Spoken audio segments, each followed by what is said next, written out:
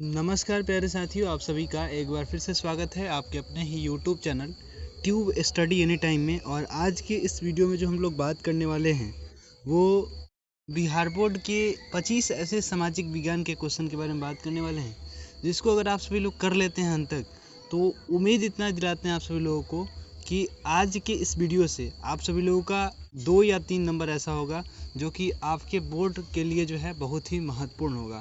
तो वीडियो में अंत तक बने रहिएगा। और ये जो वीडियो होगा वो लगभग 30 मिनट का वीडियो होगा, जिससे आप सभी लोगों का 2 या 3 क्वेश्चन आप सभी लोगों का क्लियर हो जाएगा। तो आप सभी लोग वीडियो में अंत तक बने रहिएगा।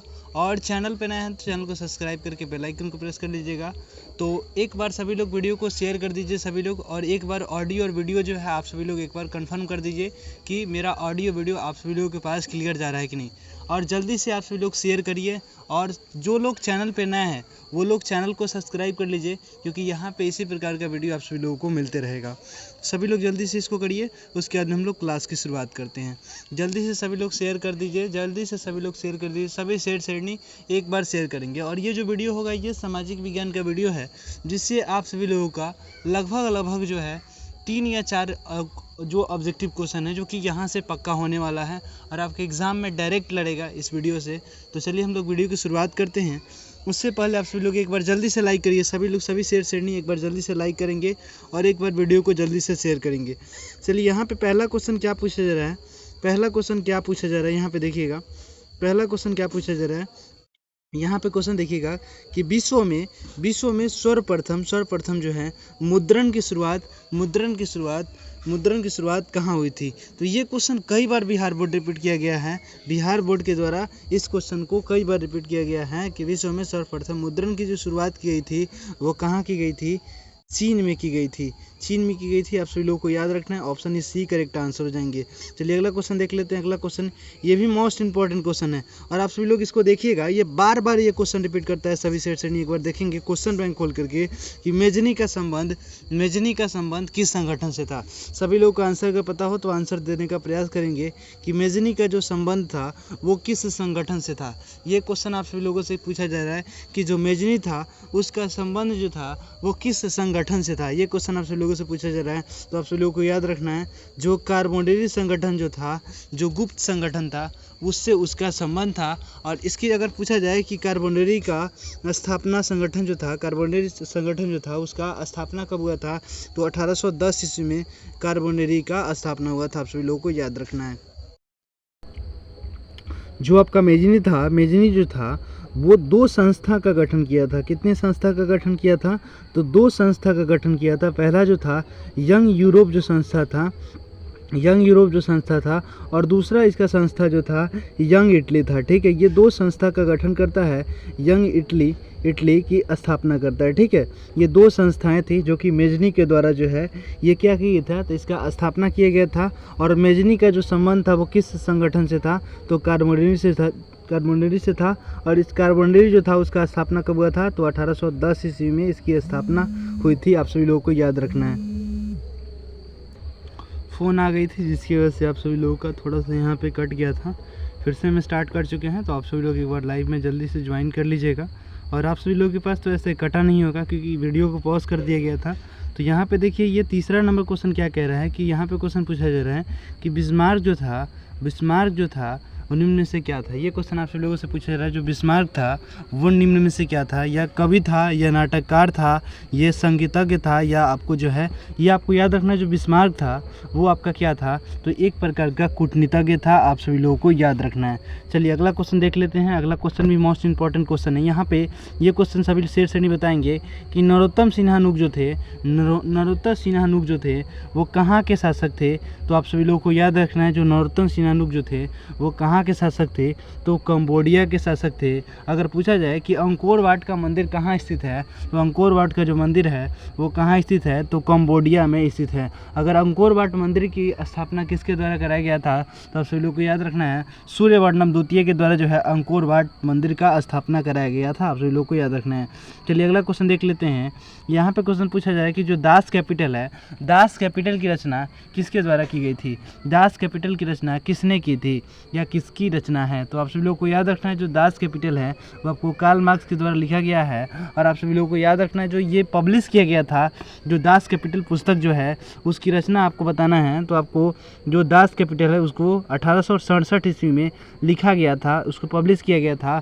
अगर आपसे क्वेश्चन पूछा जाए, सभी सेट से नहीं बताएंगे, यहाँ पे जवाब देंगे कि जो यहाँ पे क्वेश्चन अगर पूछ दिया जाए आप सभी लोगों से कि जो आपके कार्ल मार्क्स हैं, कार्ल मार्क्स का जो जन्म हुआ था वो कब हुआ था? तो आप सभी लोगों को याद रखना है 5 मई 1818 ईस्वी को, 5 मई 1818 ईस्वी को कार्ल मार्क्स का जन्म हुआ था। और कहाँ हुआ था सब आप सभी लोगों को याद रखना है, जर्मनी में कार्ल मार्क्स का जन्म 5 मई 1818 ईस्वी को हुआ था। अगर क्वेश्चन पूछा जाए कि जो कार्ल मार्क्स थे उनका विवाह किसके साथ हुआ था? तो आप सभी लोगों को याद रखना है जो उनका विवाह हुआ था वो आपको विवाह किनके साथ हुआ था?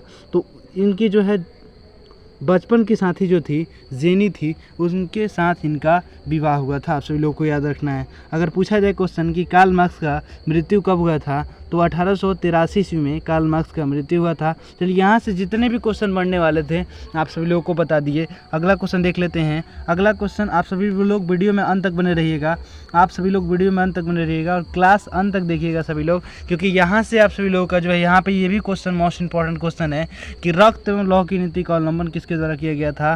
तो रक्त एवं लौह की नीति का अवलंबन किसके द्वारा किया गया था? तो आप सभी लोगों को याद रखना है रक्त एवं लौह की नीति का अवलंबन किसके द्वारा किया गया था? तो बिस्मार्क के द्वारा किया गया था। ऑप्शन ए करेक्ट आंसर हो जाएंगे। चलिए अगला क्वेश्चन देख लेते हैं। अगला क्वेश्चन भी मोस्ट इंपॉर्टेंट क्वेश्चन है। यहाँ पे क्वेश्चन क्या पूछा जा रहा है, the history of the Laos of Vietnam किसके द्वारा लिखा गया था? तो आप वीडियो को याद रखना है फान बोईचाओ के द्वारा लिखा गया था। ऑप्शन बी करेक्ट आंसर हो जाएंगे। सभी शेयर श्रेणी इसका शेयर करते रहेंगे, सभी शेयर श्रेणी एक बार वीडियो को शेयर करेंगे, एक बार लाइक कर देंगे, सभी लोग जल्दी से लाइक करेंगे, क्योंकि यहाँ से आप सभी लोगों का जो है इतना क्वेश्चन कर लीजिए। और आप सभी लोगों को उम्मीद दिलाते हैं कि सारे क्वेश्चन बैंक खोल के देखिएगा और उसमें आप सभी लोगों को 2 या 3 क्वेश्चन आप सभी लोग आसानी से बना पाइएगा। तो यहाँ देखिए, यहाँ पे क्वेश्चन क्या पूछा जा रहा है कि पूर्ण स्वराज था उसकी मांग का प्रस्ताव कांग्रेस के किस वार्षिक अधिवेशन में पारित हुआ था? तो आप सभी लोगों को याद रखना है 1929 ईस्वी लाहौर में कहाँ पारित हुआ था? तो 1929 ईस्वी लाहौर में पूर्ण स्वराज का मांग का प्रस्ताव पारित हुआ था। अगर यहाँ पे क्वेश्चन पूछा जाए आप सभी लोगों से, पूछा जाए कि पूर्ण स्वराज दिवस कब मनाया गया था? तो पूर्ण स्वराज जो दिवस मनाया गया था वो 26 जनवरी 1930 ईस्वी को पूर्ण स्वराज दिवस मनाया गया था। अगर पूछा जाए कि पूर्ण स्वराज का मांग का प्रस्ताव कांग्रेस के किस वार्षिक अधिवेशन में पारित हुआ था? तो 1929 ईस्वी लाहौर में पारित हुआ था। ये मोस्ट VVI ऑब्जेक्टिव क्वेश्चन है, तो सभी शेर श्रेणी इसको याद कर लेंगे। चलिए अगला क्वेश्चन देख लेते हैं। यहाँ पर भी मोस्ट इंपॉर्टेंट क्वेश्चन है कि जालियांवाला बाग हत्याकांड था वो कब हुआ था? तो जालियांवाला बाग हत्याकांड जो हुआ था वो 13 अप्रैल 1919 ईस्वी। ऑप्शन सी करेक्ट आंसर हो जाएंगे। और पूछा जाए कि कहाँ हुआ था? तो अमृतसर में हुआ था। अमृतसर में जालियांवाला बाग हत्याकांड हुआ था। जो अमृतसर है वो कहाँ है? तो आप सभी लोगों को याद रखना है पंजाब में अमृतसर है। चलिए अगला क्वेश्चन देख लेते हैं। अगला क्वेश्चन भी मोस्ट इंपॉर्टेंट क्वेश्चन है। अगला क्वेश्चन यहाँ पे क्या पूछा जा रहा है, जो कार्ल